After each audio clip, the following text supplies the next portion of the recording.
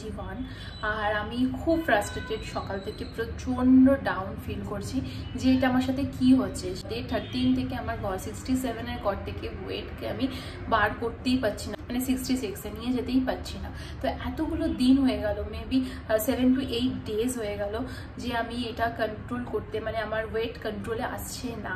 আমি এই ব্যাপারটা ডায়েটিশিয়ানদের সাথে শেয়ার করেছি যারা যোগা সেন্টারে আমাকে হেল্প করছে। তো ওনারা বললেন যে একটা টাইম আসে ওয়েট লস জার্নিতে যে একটা পয়েন্টের পর থেকে যাওয়াটা খুব ডিফিকাল্ট হয়ে যায়। মেবি তোমার এই সময় এটাই হচ্ছে।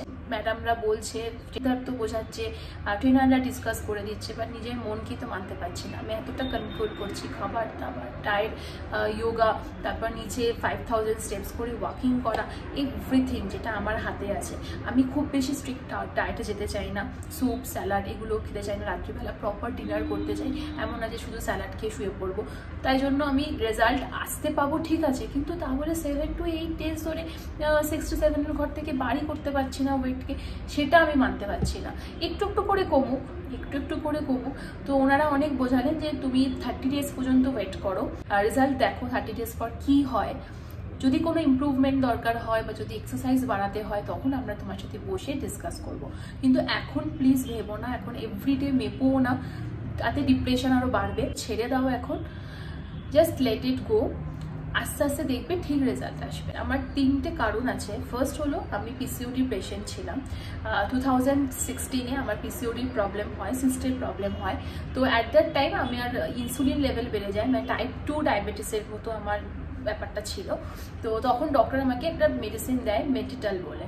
তো অ্যাট দ্যাট টাইম আমি একদমই জানতাম না মেডিটাল কি বা কি, কেন এটা খাবো, এরকম ডক্টর দিয়েছে আমাকে খেতে হবে এরকম ব্যাপার। তখন ইন্টারনেট ইউটিউব এত ছিল না যে আমি রিসার্চ করে ঠিকঠাক ডায়েট নিজেকে নেব বা খুব এক্সারসাইজ কিরম করতে হয়, কিরম যোগা করতে, আমি কিচ্ছু জানতাম না, নাথিং।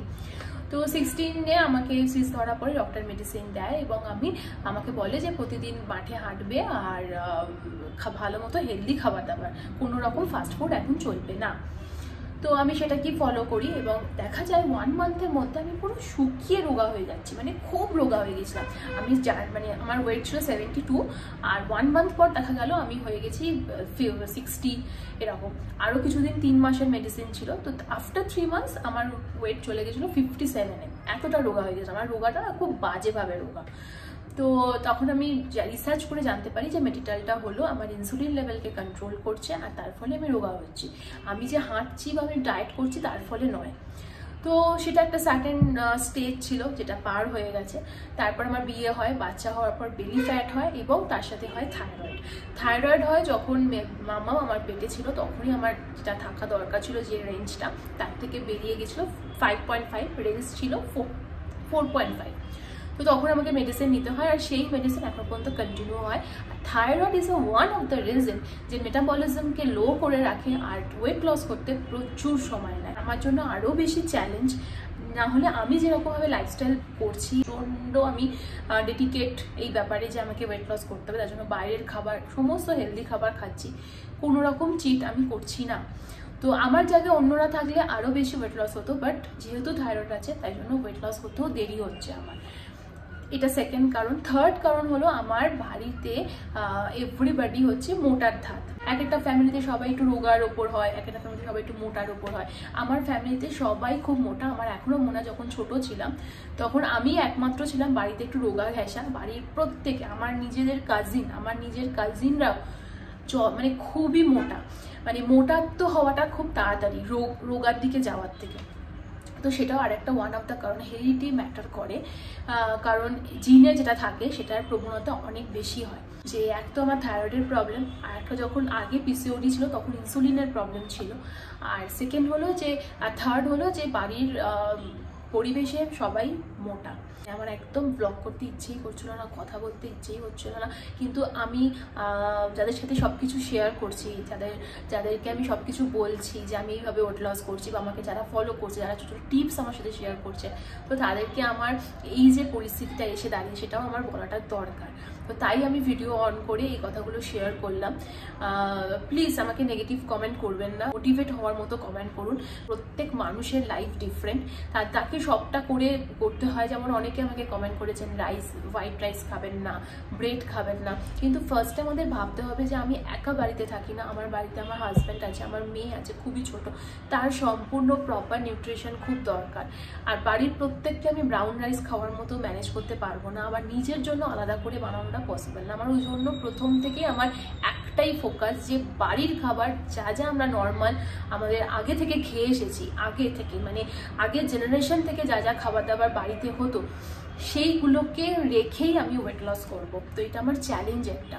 আর তার সাথে শরীরটাকেও ভালো রাখতে হবে, এমন না এমন খাওয়া দাওয়া করলাম যে শরীরই আমার উল্টে গেল, আমি শুয়ে পড়েছি আর পাচ্ছি না, ওয়েট লসও দূরের কথা, এখন গ্লুকোজ খেতে হবে, সেটা করাটা উচিত না।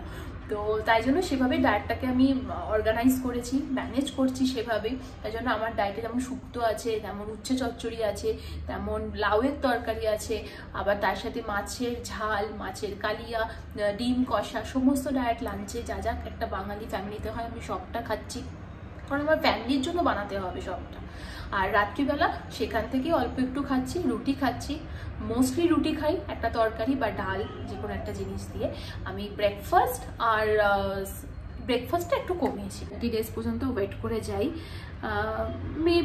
মেবি আমি রেজাল্ট পাবো যখন মানুষ সত্যিকারে হার্ড ওয়ার্ক করে না, আর যদি সত্যিকারে ডেডিকেশন থাকে, হার্ড ওয়ার্ক করছি, ফুল ডে হার্ড ওয়ার্ক করছি, পজিটিভ মাইন্ড হয়, তাহলে আমার মনে হয় যে সাকসেস শুধু একটা নাম্বার নয় যে নাম্বারে ওয়েট লস হয়েছে সেটা আমার সাকসেস হয়েছে, বাট এই ওভারঅল যে ডেভেলপমেন্ট, মেন্টালি ডেভেলপমেন্ট, সকালে 10 মিনিটস প্রাণায়ামের জন্য যে মেন্টালি ডেভেলপমেন্ট হচ্ছে, বডির যে ডেভেলপমেন্ট হচ্ছে, আস্তে আস্তে নিজের সব কিছু করতে পারছি। পায়ে ব্যথা হতো, কোমরে ব্যথা হতো বাচ্চা হওয়ার পর থেকে, তো সেগুলো যখন আস্তে আস্তে কিওর হচ্ছে, আমার মনে হয় এই ওভারঅল যে আমার ঠিক হচ্ছে আমি ওভারঅল, সেটাও অনেক বড় পাওনা।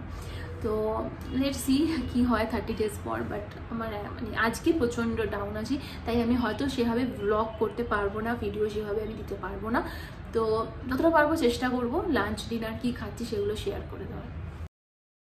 ব্রেকফাস্টে খাচ্ছি চিজ পোচ, 11:30 বাজে এখন। আর মিড মর্নিং স্ন্যাক্সে নিয়েছি ওয়াটারমেলন। লাঞ্চে মাছের কালিয়া আর তার সাথে 1 কাপ ভাত। যোগা ক্লাস যাওয়ার আগে গ্রিন টি খেয়ে নিচ্ছি। রাতের ডিনারের জন্য বানাচ্ছি অড়হর ডাল ফ্রাই। তো এর জন্য ডালটা আগে থেকে প্রেশার কুকারে সেদ্ধ করে নিয়েছি, আর কড়া বসিয়ে তাতে গোটা জিরে, তেজপাতা, শুকনো লঙ্কা দিয়ে কারি পাতা ফোড়ন দিয়ে দেবো। একটা চপারের থ্রু দিয়ে আমি টমেটো, পেঁয়াজ আর রসুন আর আদা একটুখানি সব একসাথেই চপ করে এই তেলে ফোড়ন দেওয়া তেলে আমি ওটা দিয়ে ভালো করে ফ্রাই করে নেবো, একটু ভাজা ভাজা করব, সুন্দর একটা যখন গন্ধ বেরোবে। মশলা হিসেবে দিয়ে দেবো হলুদ গুঁড়ো 1 টিস্পুন, জিরে গুঁড়ো 1 টিস্পুন, ধনে গুঁড়ো 1 টিস্পুন, স্বাদ মতো নুন। চাপা দিয়ে ভালো করে কষিয়ে নেওয়ার পর আমি সেদ্ধ করা ডালটা অ্যাড করে দেবো। ওপর থেকে একটু ধনেপাতা আর কসুরি মেথি দিলে আরও খেতে ভালো লাগে। তো আমি আমার রাতের ডিনার নিয়ে নিয়েছি এখন 7:30, আর রুটি আর তার সাথে ডাল ফ্রাই।